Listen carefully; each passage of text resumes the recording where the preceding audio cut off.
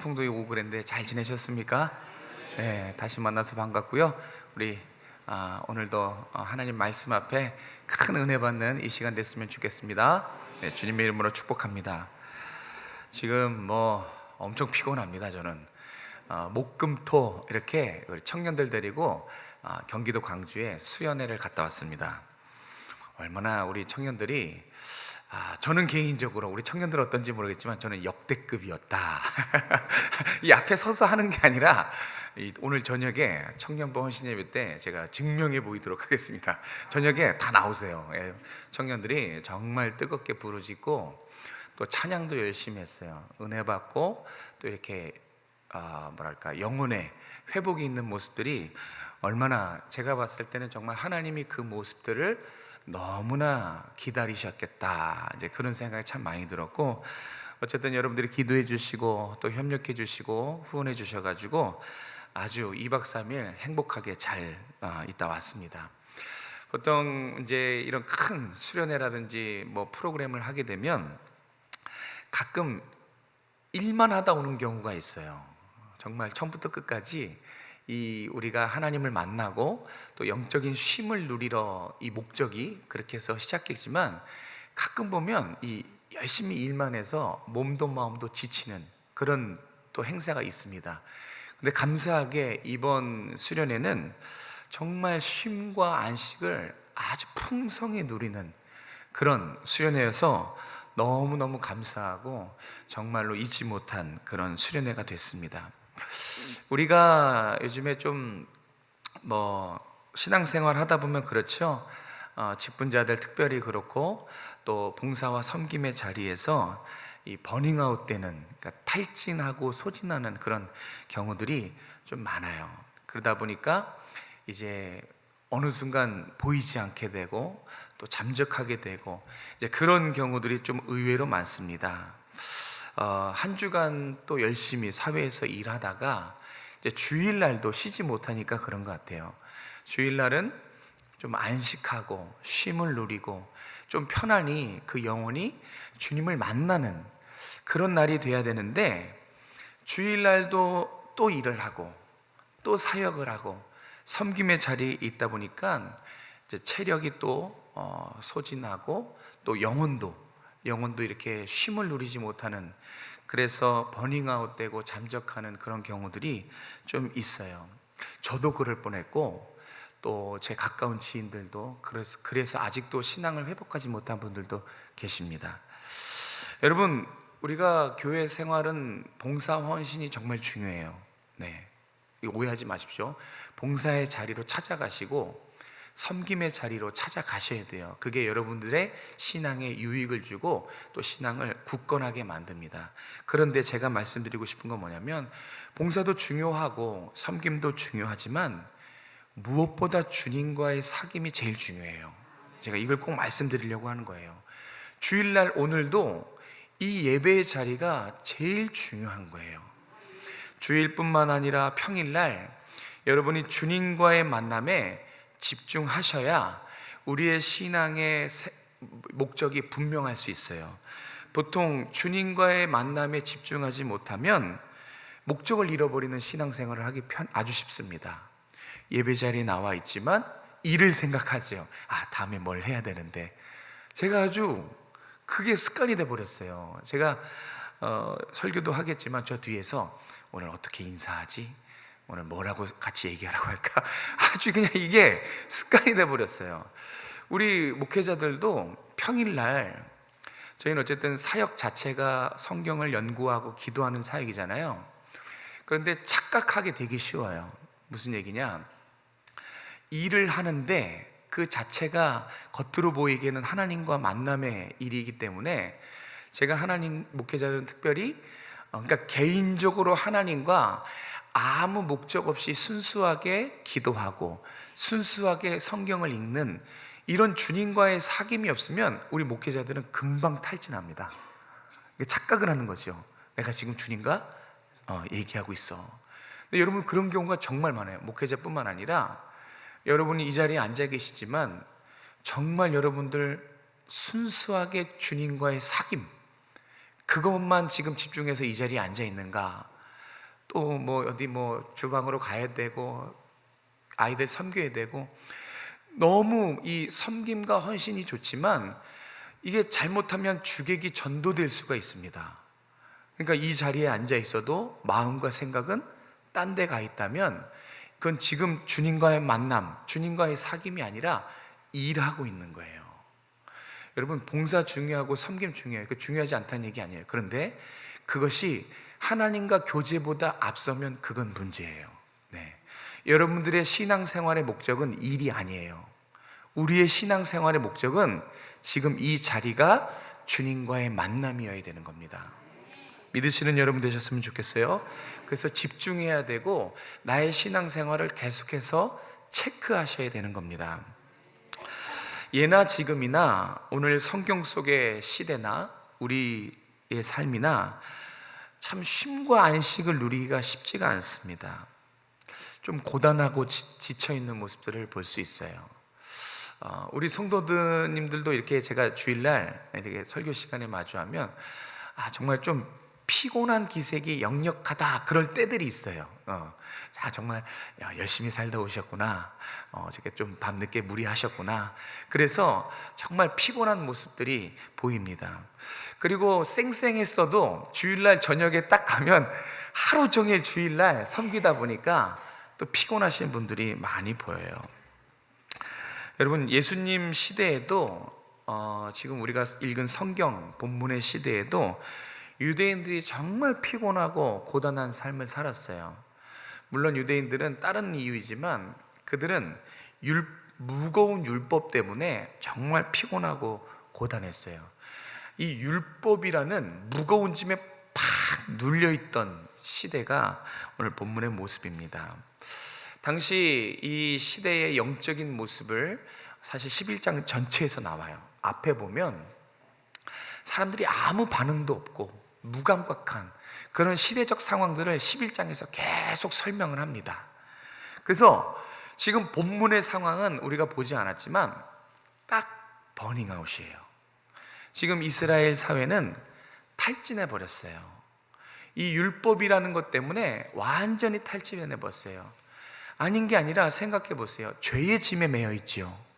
여러분, 이 죄의 짐만으로도 엄청 무겁고 견디기 힘들어요. 그런데 먹고 사는 삶의 문제가 있지요. 앞으로 뭘 어떻게 먹고 살아야 되지? 불안한 미래, 이런 또 삶의 짐이 있는데 거기다가 이 율법의 짐까지 매여 있으니까 정말 지금 우리가 본문 속에서 살았다면 정말 피곤하고 지치고 완전히 녹초가 된 그런 삶을 견디기 힘든 삶을 살았을 것입니다. 안식일은, 이 당시의 안식일은 주님의 선물이에요. 쉬라고 주신 날이 안식일이죠. 여러분, 주일은 쉬라고 주신 날이에요. 네, 주님과의 교제 속에서 참된 영혼의 안식을 누리라고 주님이 우리에게 주일을 제정해 주셨습니다. 마찬가지로 안식은 쉬라고 주신 날인데 유대인들은 안식일 날 더 바빴어요. 안식일 날 우리처럼 섬기고 봉사하고 율법을 배우고 외우고 지키느라 철저하게 너무너무 바쁜 날이 안식일이었어요. 그러니까 뭔가 이상하죠?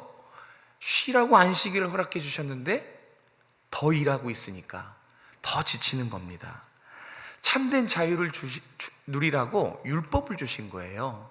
죄로부터 참된 자유를 누리라고 율법을 주셨는데 이게 그냥 이놈에게 613가지로 율법을 부풀려 놨어요.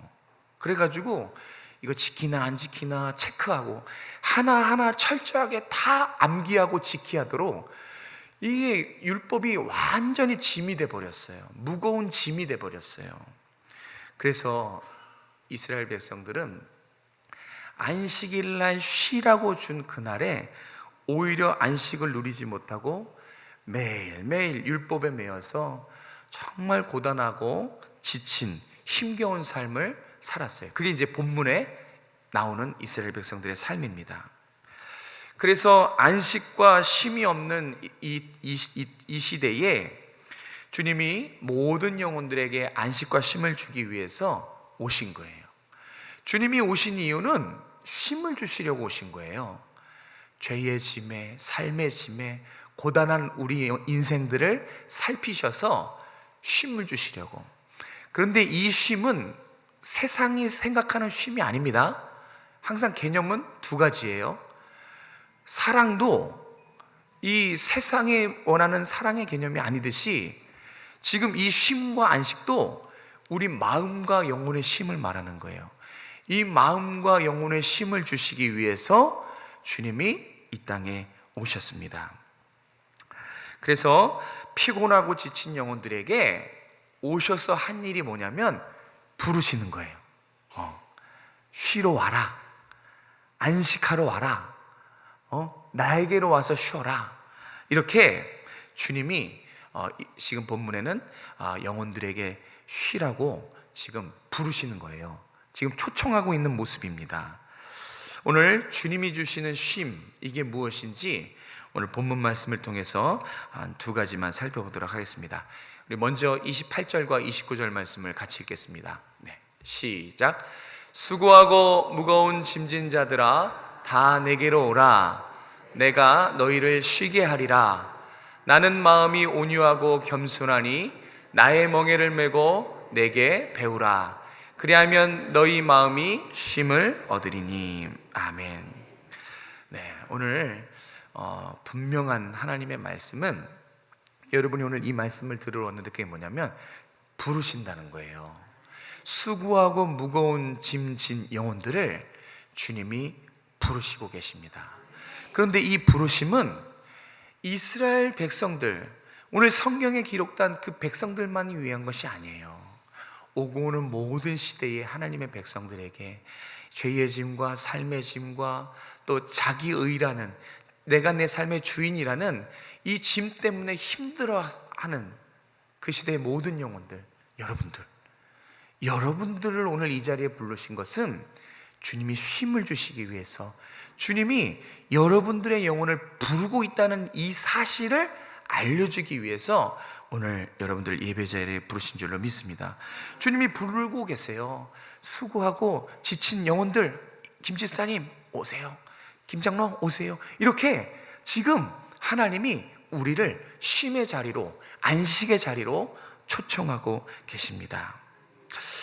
지금 한 가지 살펴볼 것은, 지금 이스라엘 백성들이 죄의 짐과 삶의 짐 때문에 엄청 무거워요.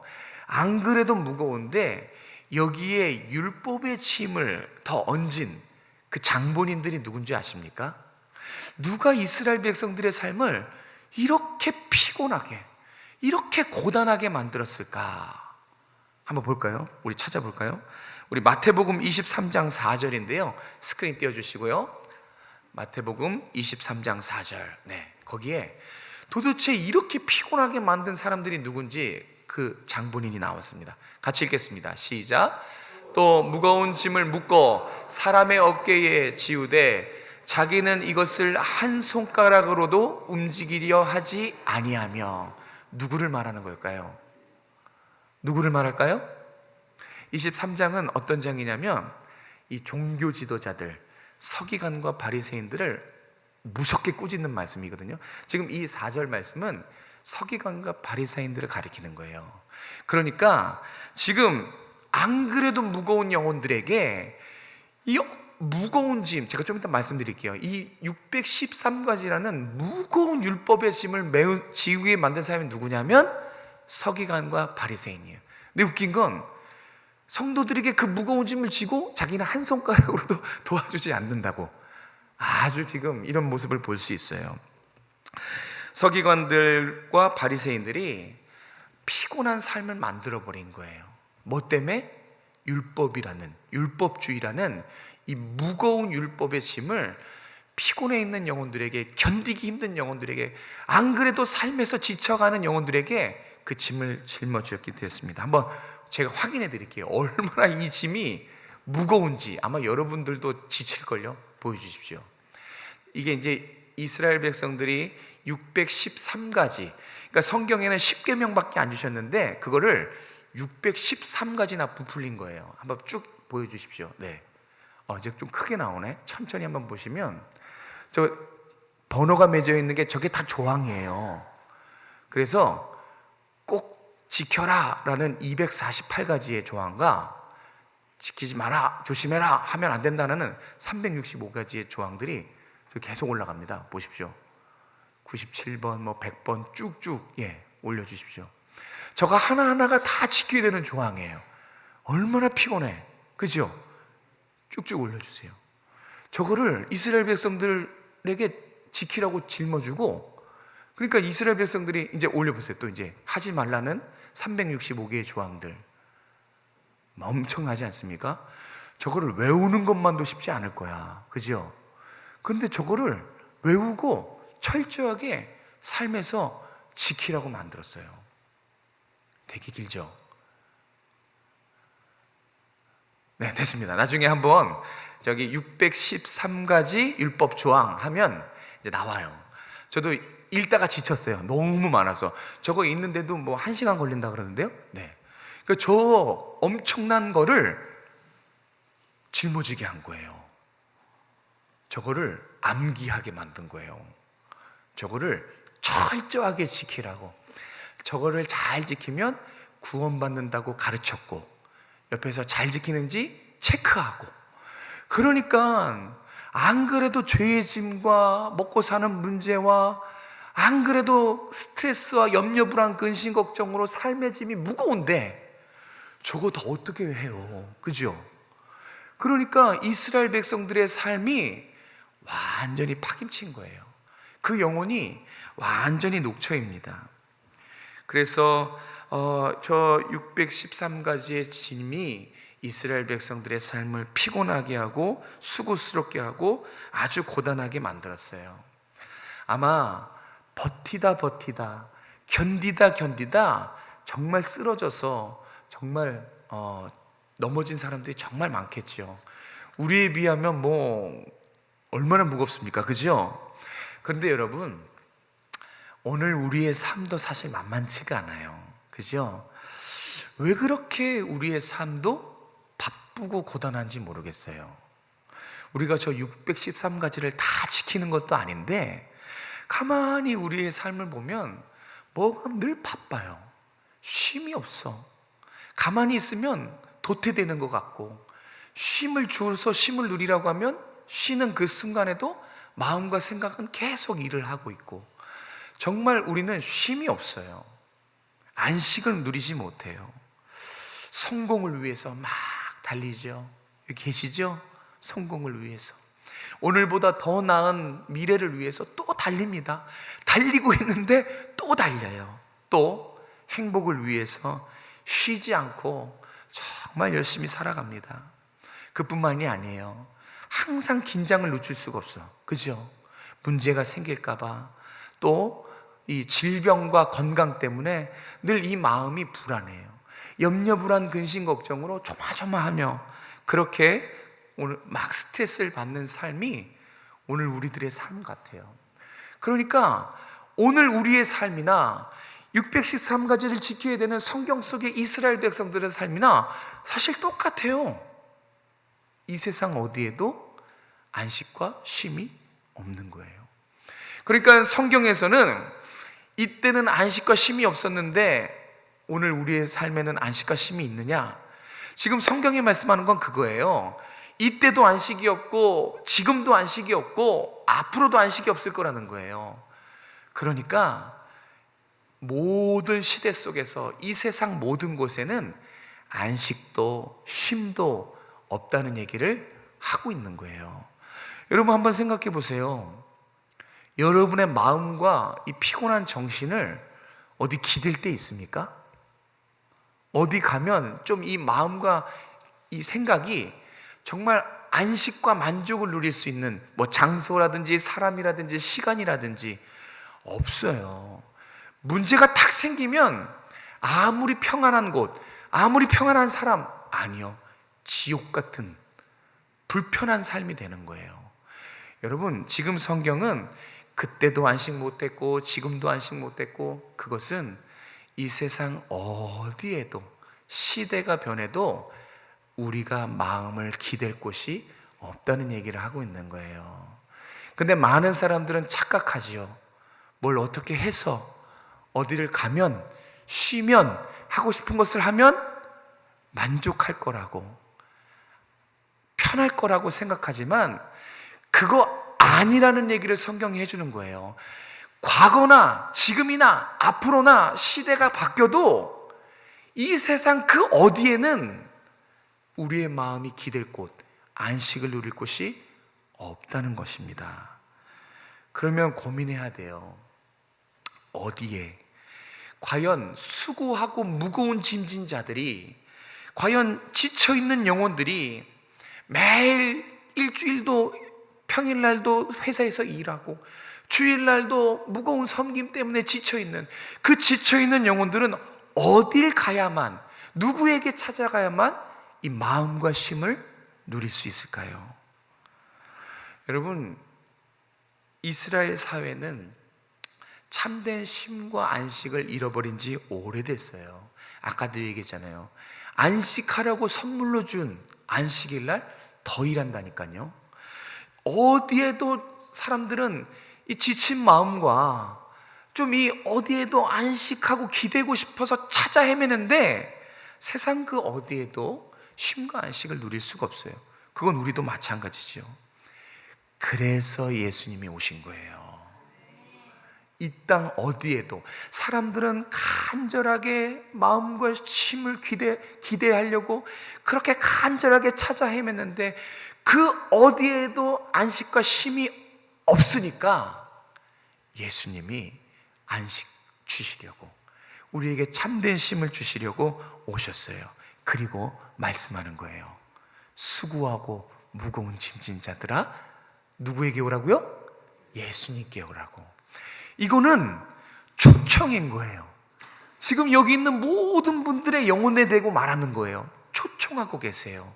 이거 성경에 있으니까 이스라엘 백성들에게만 한 말이 아니라 지금 저를 통해서 이 말씀을 듣는 우리 살아계신 하나님, 함께 하신 그 하나님이 여러분들에게 쉼과 안식으로 초청하고 계세요. 우리 28절 말씀을 다시 한번 우리 새겼으면 좋겠어요. 다시 한번 읽어볼까요? 시작. 수고하고 무거운 짐진 자들아, 다 내게로 오라. 내가 너희를 쉬게 하리라. 아멘. 여러분, 주님께 쉼이 있다는 거예요. 우리의 유일한 안식처, 우리의 몸과 마음, 우리의 영혼이 기댈 수 있고 의지할 수 있고 이 정말 상처나고 외롭고 지친 영혼을 달랠 수 있는 유일한 안식처는, 우리에게 쉼을 줄 수 있는 분은 주님 한 분밖에 없어요. 믿으시는 여러분 되셨으면 좋겠어요. 저도 이 말씀 때문에 크게 위로를 많이 받았어요. 이 말씀에 위로받는 영혼들 참 많지요. 그런데 여러분, 한 가지 더 아셨으면 좋겠어요. 이거는 그냥 위로만 주는 말씀이 아니더라고요. 제가 공부해 보니까 이 말씀의 초점은 사실 위로보다는 또 다른 데 있어요. 초청이에요. 초청. 그래서 이 말씀은 여러분에게 쉼이 여기 있습니다 라고 부르는 거예요. 예수님이 쉼입니다 라고 확인시켜 주는 거예요. 위로에서 머무는 게 아니라 끌어당기는 거예요. 지금 쉼이 있으니 그 쉼으로 와라. 쉼이 열렸습니다. 이 세상 어디에도 쉼이 없는데 쉼이 생겼어요 라고 부르고 있는, 이게 초점이에요. 쉼으로 부르는, 이게 이 28절 말씀의 중요한 의미입니다. 혹시 우리 가운데 지쳐있는 분들 계시죠? 특별히 주일날에도 사역의 짐이 많아서 주님과의 만남, 주님과의 관계보다 일에 몰두해서 조금 너무 힘들다 이런 분들 계실 거예요. 그리고 또 주님과의 관계보다 어떤 신앙의 행동들, 봉사라든지 헌신 이런 것 때문에 거기에 더 관심을 쏟고 계신 분들도 계실 거고, 또 주일 성수라든지 11조 드리고 새벽 예배를 안 빠지지만 왠지 이 마음에 구원의 기쁨과 감격, 감사와 즐거움이 쏙 빠진 분들 계실 거예요. 그 지친 거예요. 그 영혼이 이미 녹초가 된 거라고요. 그래서 그런 상태면 뭘 해도 다 짐이에요. 섬김과 봉사와 삶과 나누고 이런 게 내 마음에 그런 것들 통해서 평안하고 기쁨이 넘쳐야 되는데, 그런 평안함과 기쁨을 느끼지 못하는 것은 다 일인 거예요. 그래서 신앙생활이 왠지 짐처럼 느껴지죠. 그냥 쉬고 싶고 눈물이 나고. 여러분, 지금 자신의 신앙을 한번 살펴봤으면 좋겠어요. 주님과의 관계보다 내가 신앙생활을 혹시 일로 하고 있진 않은지, 짐으로 느끼고 있진 않은지 한번 살펴보시고, 그런 분들에게 오늘 아주 주님께서는 복된 소식이죠, 부르신다는 거예요. 그렇게 지쳐있고 고단하고 삶의 무게와 또 섬김의 무게 때문에 지쳐있는 그런 분들에게 부르신다는 거예요. 주님은 부르십니다. 우리가 지쳐있으면 언제든지 부르세요. 그래서 내게로 오라, 내게 배우라, 이렇게 지금도 여러분들을 향해 손짓하고 계세요. 이 말씀에 보면, 이걸 원어로 보면 딱 두 단어를 아주 강조하고 있어요. 그게 뭐냐면 오라, 이거 강조하고 있고요. 또 하나는 배워라. 그래서 이 말씀은 와서 배우라, 이게 핵심이에요. 강조하고 있어요. 그러니까 이 말 뜻은 뭐냐면, 여러분, 섬김의 자리로 가고 또 봉사의 자리로 가고 삶의 자리로 가는데, 이 오라, 배우라, 이걸 왜 강조하냐면 그 전에 주님과의 자리로 나가는 거예요. 섬김의 자리, 일의 자리로 가기 전에 먼저 주님과의 교제의 자리로 나오라고 부르시는 거예요. 다시 말씀드립니다. 일보다 주님과의 교제가 먼저예요. 섬김과 봉사 하지 말라는 얘기 아니에요. 해야 돼요. 우리의 신앙을 굳건하게 하려면. 그런데 주님보다 앞서면 안 되는 거예요. 이 자리에 있는 여러분들 꼭 기억하셨으면 좋겠어요. 여러분의 신앙의 첫 번째 목적은 뭐다? 주님과의 관계다. 네, 절대 잊지 마세요. 이거 붙잡고 있어야 돼요. 이걸 붙잡고 있더라도 막 요청하고 들어오면 나도 모르는 사이에 탁 나버립니다. 그리고 어느 순간 나가 막 일에 빠져 있어요. 그러면 이 신앙의 우선순위가 제대로 형성하지 못합니다. 자, 그래서 가서 뭐 해야 되죠? 주님께 가요. 오라고 하셨으니까 주님께 갑니다. 그러면 뭐 합니까? 배워요. 뭘 배우지요? 그게 29절의 중요한 의미예요. 29절에 보면 온유하고 겸손한 주님의 성품을 말하고 있어요. 맞아요. 이거는 주님의 그 온유하심과 성품을 말하고 있어요. 그래서 우리가 주님께 달려가게 만들지요. 그런데 더 중요한 의미가 하나 더 있어요. 그 주님의 성품보다 더 숨겨진 중요한 의미가 뭐냐면, 이 온유함과 겸손함을 통해서 예수님의 어떠함을 드러내려고 하냐면 종입니다. 종. 예수님의 종됨을 지금 드러내는 거예요. 그런데 예수님의 어떤 모습의 종이냐면 십자가에 달린 예수님, 예수님의 그 모습, 죄인으로서의 예수님을 의미하는 거예요. 그래서 온유하고 겸손한 것은 십자가의 예수님을 상징하고 있습니다. 그래서 정리합니다. 그래서 나의 멍에를 베고 내게 배우라 라는 말씀은 지친 자들, 수고한 자들, 다시 주님의 십자가 앞으로 나가라는 거예요. 네. 이게 수고하고 나의 멍에를 메고 나의 배우라, 나에게 오라, 그리고 나에게 배우라, 이것은 다시 십자가 앞으로 나아가라 라는 말씀입니다. 그래서 수고하고 무거운 짐진 자들, 죄의 짐 때문에 설 수 없는 사람들, 삶의 짐이 무거워서 쓰러진 사람들에게 주님이 십자가로 부르시는 거예요. 그 십자가는 뭐예요? 내 영혼을 소생케 한 그 자리잖아요. 내 영혼을 바꾼 그 자리입니다. 그래서 주님이 십자가로 부르는 거예요. 내 영혼을 소생시킨 그 자리에서 지친 나에게 새 힘으로 다시 불러일으킨다는 거예요. 다시 일으켜 세운다는 거예요. 주님의 사랑과 은혜로.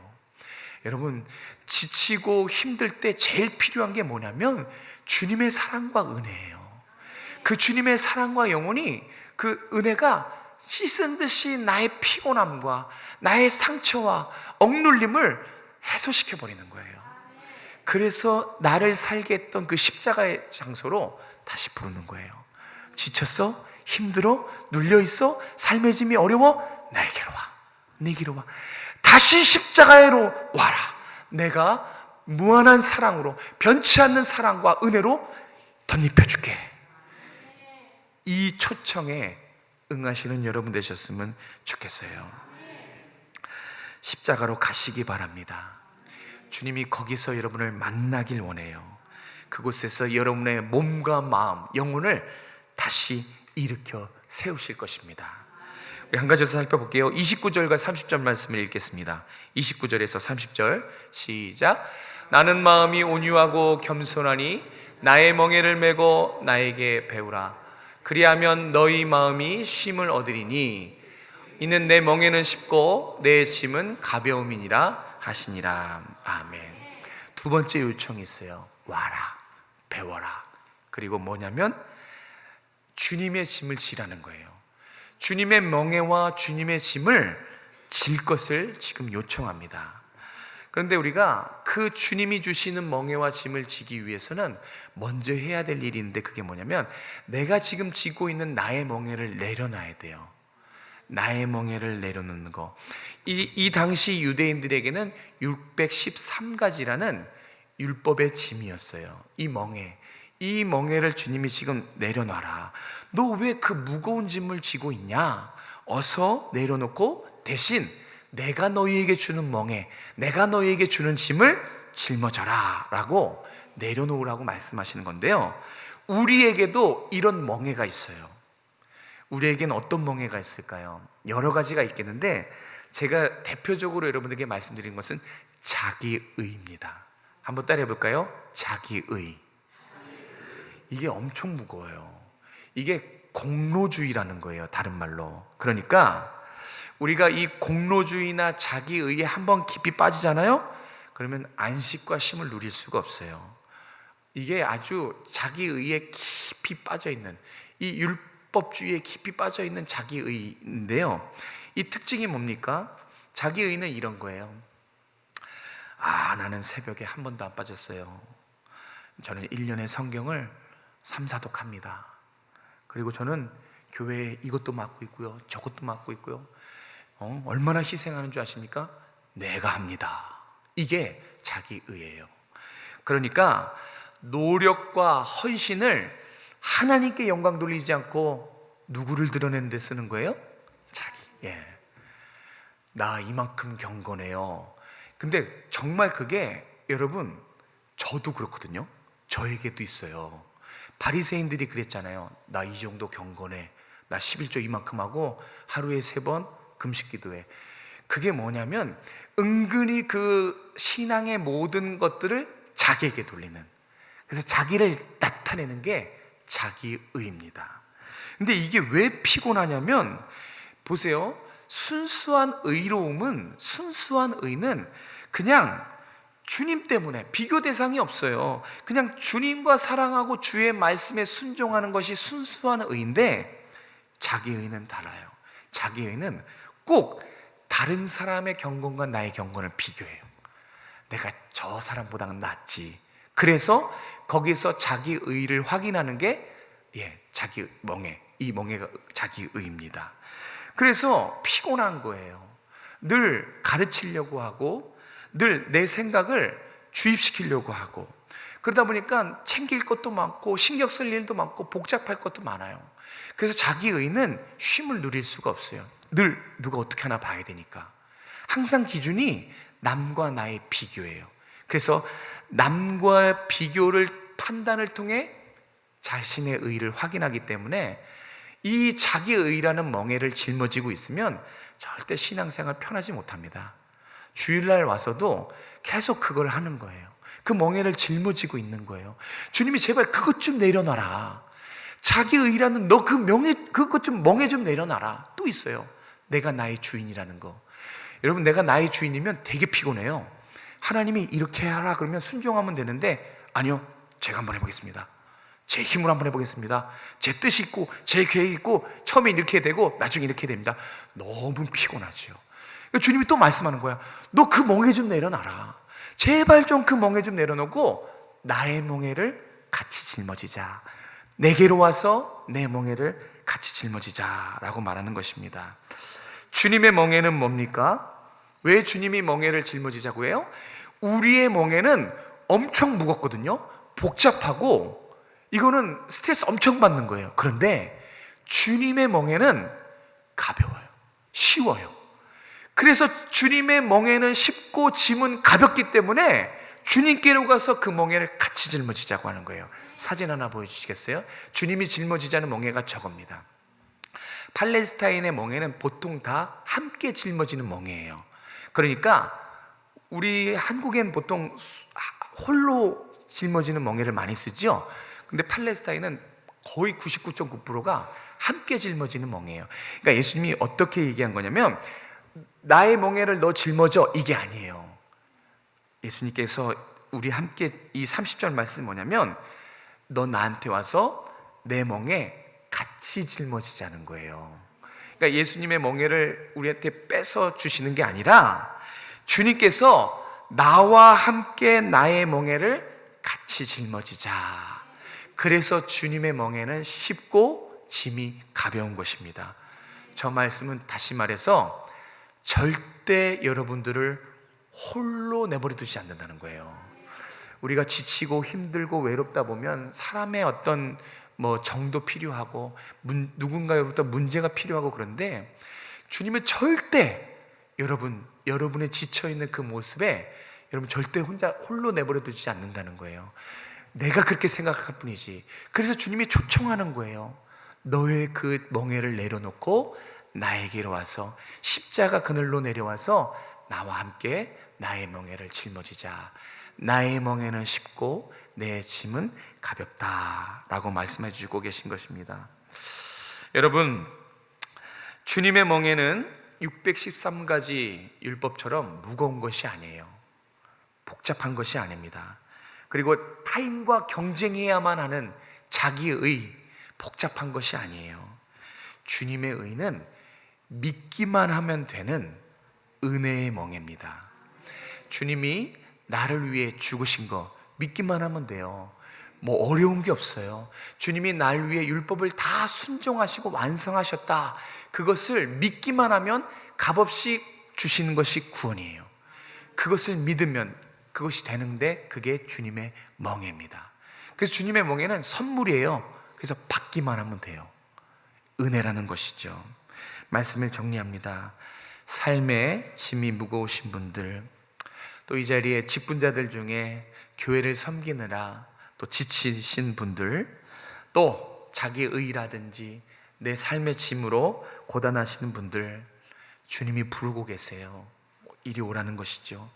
십자가 사랑과 은혜의 자리로 부르고 계십니다. 어떻게 해야 됩니까? 나가셔야죠. 왜 지쳐있는데 그 무거운 짐을 계속 짊어지고 계십니까? 기도의 자리, 주님께 나아가셔서 주님의 십자가를 붙들고 기도하세요. 주님, 내가 지금 이 십자가를 붙들고 주님께 나아갑니다. 너무 힘들어요. 너무 지쳤어요. 너무 외롭고 너무 고단합니다. 주님, 제 짐을 주님께 내어놓고 싶어요. 이렇게 주님의 은혜와 사랑을 다시 십자가의 자리로 부르시는 거예요. 주님께 나아갔으면 좋겠어요. 기억하세요. 두 가지예요. 이 세상 어디에도 여러분의 지친 영혼과 마음 기댈 곳이 없어요. 이 성경의 시대뿐만 아니라 우리가 겪는 시대도 마찬가지잖아요. 그래서 좀 지혜롭게 이 성경의 말씀을 믿고 너무 지치고 힘들고 삶의 짐이 무거울 때는 주님께 가세요. 주님이 오라고 하셨거든요. 주님께 가서 배우세요. 주님이 배우라고 하셨거든요.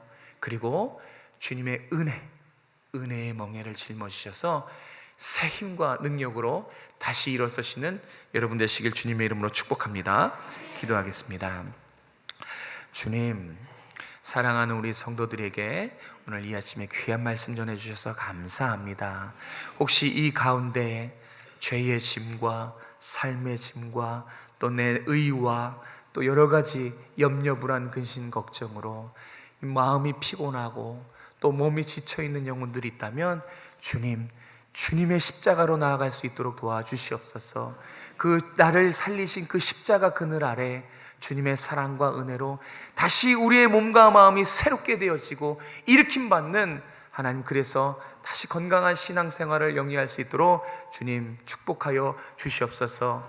사랑하는 우리 지체들과 또 병상에서 신음하는 우리 지체들, 어르신들, 우리 가정과 우리 자녀들에게 하나님 새 힘을 불어주시옵소서.